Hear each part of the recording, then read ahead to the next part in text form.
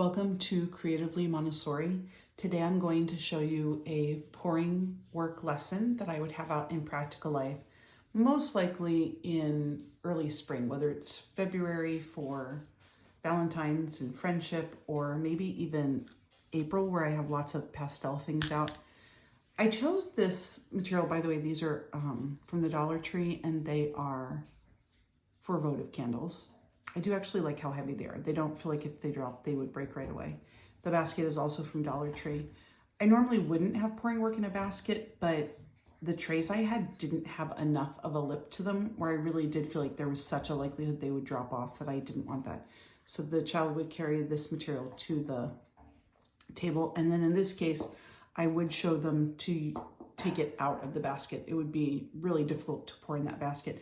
You could also put a small mat with it, like a small placemat, or even better, like a piece of felt, so that if the beads fell out, they would just stay on the mat. That I think would be another good option. This is pouring work.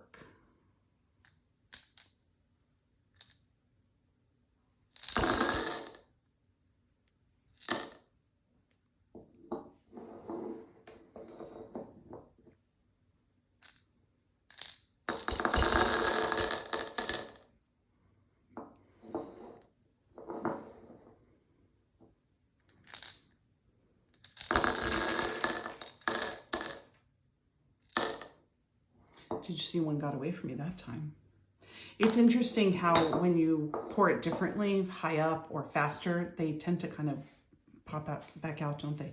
This is pouring work. It works on fine motor skills. When I did my American Montessori Society training for early childhood, I was taught that there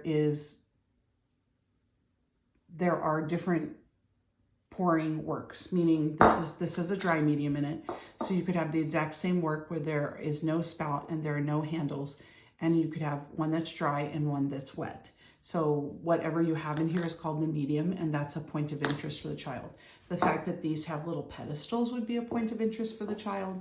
For sure, the children would love that sound, right? And if you go really slow, it's a clink, clink, clink. If you go really fast, right? So there are different sounds depending on how far away you are, how fast or slow you're doing it. But there are also ones that have a spout only. So if you think about, they typically are really little, they're very cute. And you can find them at restaurant supply stores because they're frequently used for pouring syrup, like with your breakfast in the morning. And then there are handles only, which are like a traditional coffee or tea mug.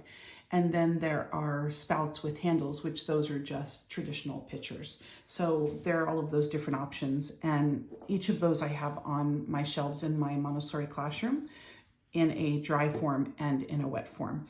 Everything is always set up with the medium on the left and you are pouring it into the right.